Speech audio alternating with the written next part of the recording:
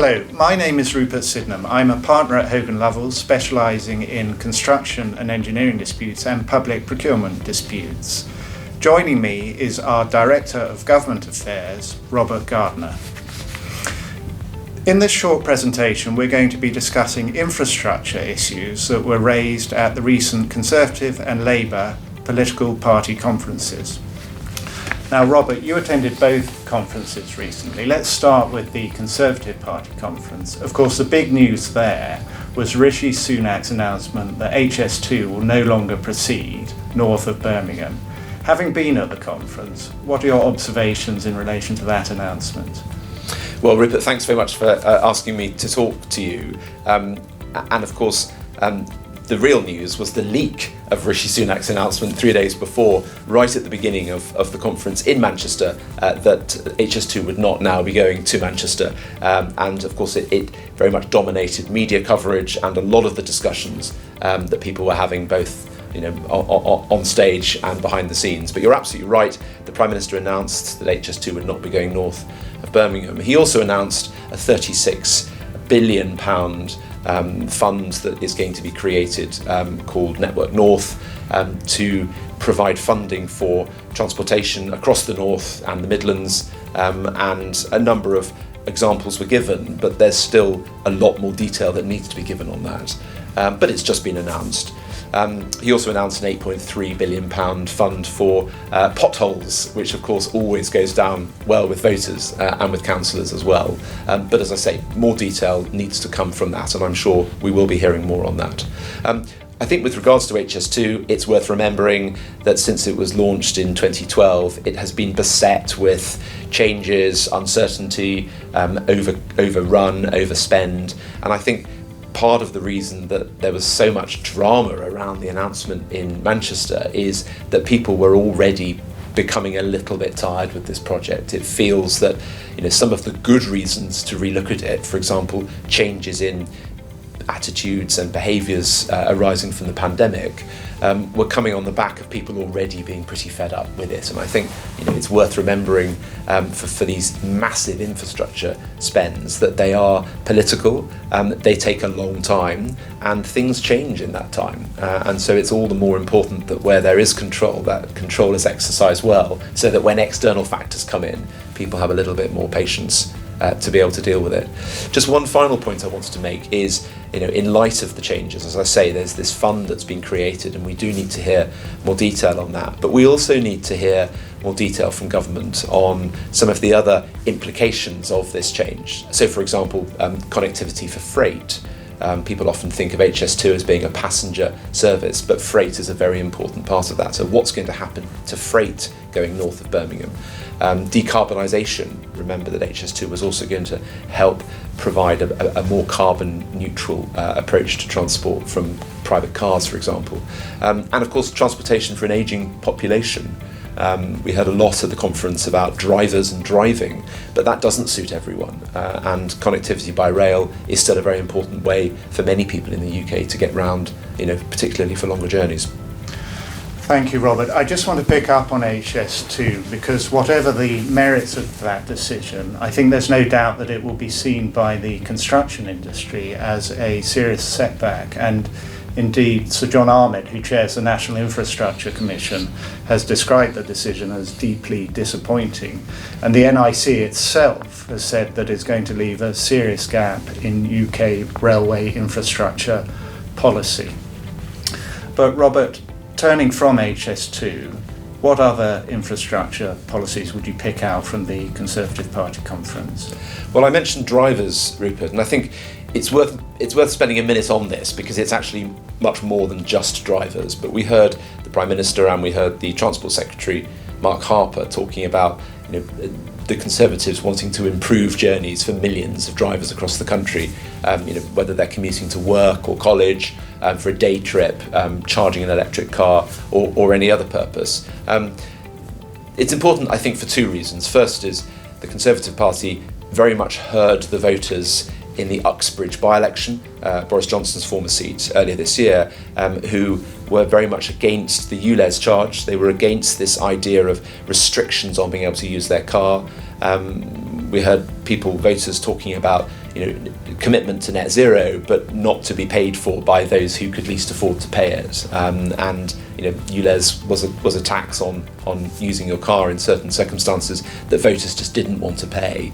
So I think there is a point around decarbonisation and who's paying for that is important for the drivers' policy. I think there's also a bigger point, which is the Conservatives recognising from focus groups and other feedback that voters want to see a Conservative Party that is protecting liberties, a party that is small state as far as possible, and therefore allowing people the choice to use their car. I mentioned earlier that that's not a choice for some people, but of course for many it is a choice, and this government, the Conservative Party, doesn't want to stand in the way of voters being able to make that choice. And I think this is a theme we'll see elsewhere when the manifesto is published, that one of the dividing lines between the Conservatives and Labour, at least from the Conservatives' perspective, is that they are the party that will offer choice to the electorate, and as I say, the driving policy is something that very much struck in that respect. The other area that I picked up on from an infrastructure perspective is energy. Obviously it's talked about a lot. It's something we as a firm are very interested in. And the new Energy Secretary, Claire Coutinho, made a number of announcements that really resonated, particularly with an infrastructure perspective. The first was on the nuclear roadmap, which is going to be published later this year, and that's going to focus on small nuclear reactors. Claire Coutinho also talked about regulations which are going to be eased to allow simpler installation of solar panels, particularly on industrial buildings and warehouses. And of course, one of the challenges we've had with that is not putting them on the warehouse; it's then connecting them to the spine, the electrical flow in the UK to get it into the grid. But I think that's something that government is recognised now that it needs to look at, because people want to see solar panels and they want to see them on brownfield, as at least a first choice where that's possible. And also talking about the £80 million fund for insulating social housing, which of course has all sorts of benefits for both the cost but also the experience of people who are living in that accommodation.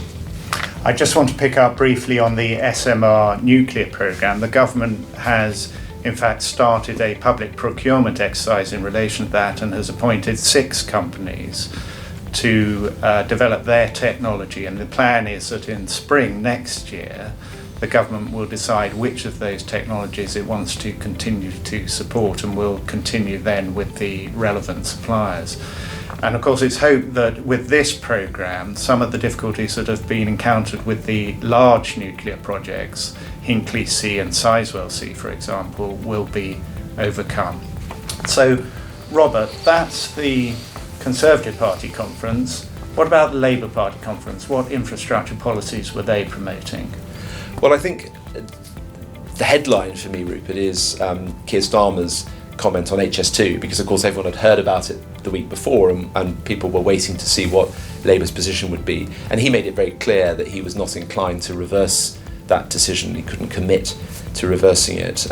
It doesn't surprise me, and I think that's partly because, despite the politics around HS2, it was not a decision that was taken lightly, and I think particularly taken in light of the voters whom HS2 affected directly. And if Labour wants to win support from those voters, then it needs to recognise the feedback that they had given that had contributed to that decision. And I would also venture that HS2 is not so much of a concern for voters for whom it affects less. So in many ways, you can criticise the government for the chaos and for the flip-flopping, but the actual decision was based on a lot of research and a lot of understanding of local issues by the Conservatives. So I think that was part of the reason effectively to back it, or rather to decline to reverse it. But the other thing, of course, is that for the Labour Party to make any change, for the Labour Party to reverse that decision, would also have to factor in about a year's activity post-decision. So government selling off land, repurposing land, all sorts of other activity which would have to be unpicked, as well as the primary decision itself. And I think political calculation was taken that would look wrong, and indeed from an economic perspective it would be the wrong decision. So that was the that was the headline message that I took away on infrastructure. Yes, one can see why Keir Starmer would not want to commit himself at this stage, certainly. But one feels that for the reasons you've said, but also psychologically, this time a year from now, people will have moved on, and the prospects for HS2 being reinstated by a Labour government, if it becomes a Labour government, are remote. I think that's right, and I think we see this with Brexit, don't we? There are still many who want to come back into the European Union, but I think there are a large number of voters who the idea of even talking about Brexit is just more than they can cope with, and I think you're absolutely right. There is a political stamina for these points. Another point that I wanted to touch on, Rupert, was sort of more generally infrastructure at the Labour Party conference, and we heard Keir Starmer putting infrastructure and housing very much at the centre of his speech in Liverpool. This again was based on a lot of polling, a lot of focus groups by the Labour Party that told them this was an important topic for them to talk about. We heard Keir Starmer committing to build 1.5 million new homes over the course of 5 years. It's not that different from commitments made by the Conservative Party, but nevertheless, for Labour to say that was important. It was an important moment for the party in regard to that announcement.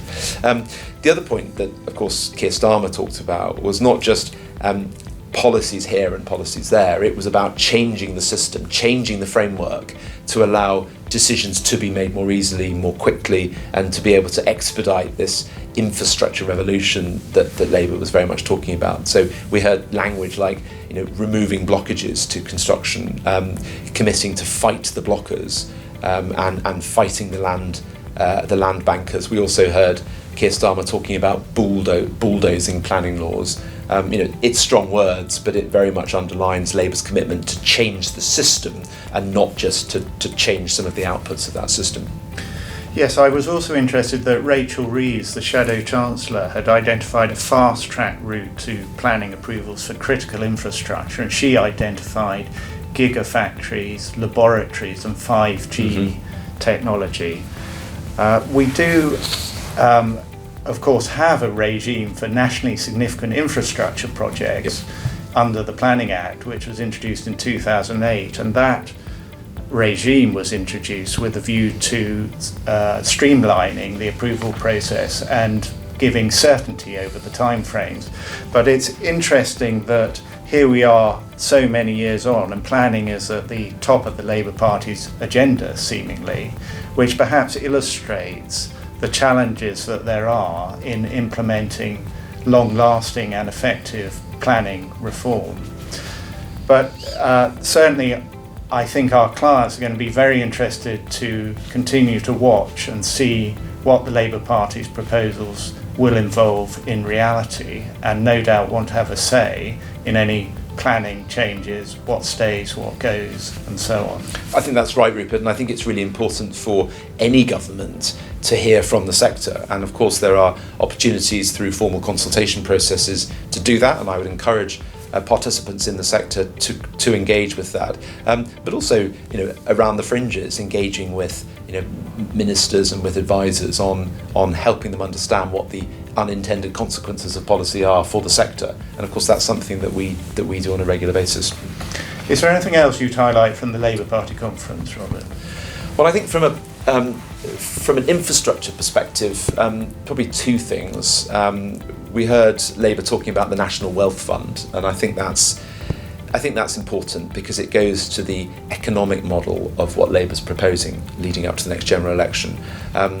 We heard the Shadow Chancellor Rachel Reeves talking about reorganising the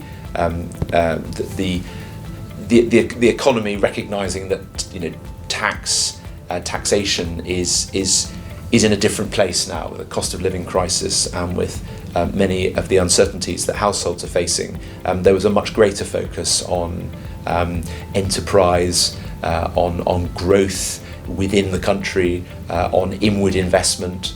The Shadow Chancellor even went as far as to say there will be no further taxation announcements before the general election from Labour. Now, that is a very different economic model, certainly from Corbyn, but actually from a lot of Labour manifestos over the last few decades, where bigger state and greater taxation was very much the funding mechanism for the public services that, of course, are so important in the UK. Keir Starmer gave a little bit more detail on the National Wealth Fund, but using language that was reasonably generic and certainly would not look unusual in a centre, possibly even centre-right Conservative manifesto. So we heard him talking about creating long-term stability for researchers, investors and innovators. He talked about building technical excellence colleges which would upskill for jobs for the future. He talked about government working hand in glove with business. And of course he talked about a new mindset, taking opportunities that are there to be won. Who wouldn't engage in that? But nevertheless, for Labour to talk about that close partnership with business, with enterprise, investment, this is very much where Labour's positioning itself to win those votes in the centre and to win votes from the Conservatives and the Liberal Democrats in the next election. It was a particularly political speech, but as I say, with an election next year, there's no surprise there. Robert, thank you very much for your summary and for your insights. Just a final comment from me. I noticed that there was no reference to the public procurement bill, which is currently going through Parliament and shortly to receive royal assent, either in the Conservative Party conference or in the Labour Party conference. And I can only assume that that's because that bill is not seen to be either a vote winner or a vote loser. It's not. People are not passionate in Darlington about the public procurement bill, no.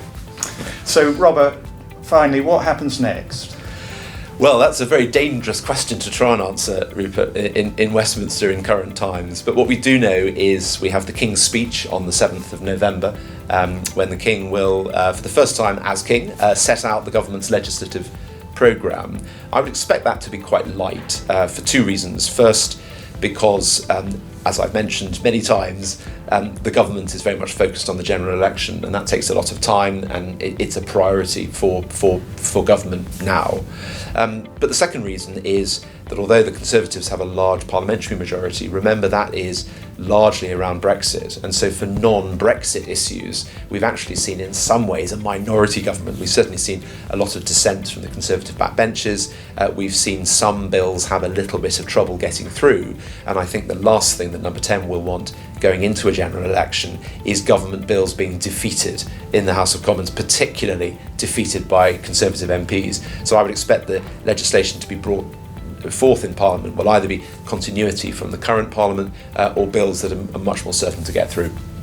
And then I must mention, the 22nd of November, the budget, which is always an important moment, but I think it's particularly important for this government because, of course, Rishi Sunak, because of his career, his past, but also the way that he's positioned his premiership, the economy is so central, and what he inherited, of course, when he came into Number 10.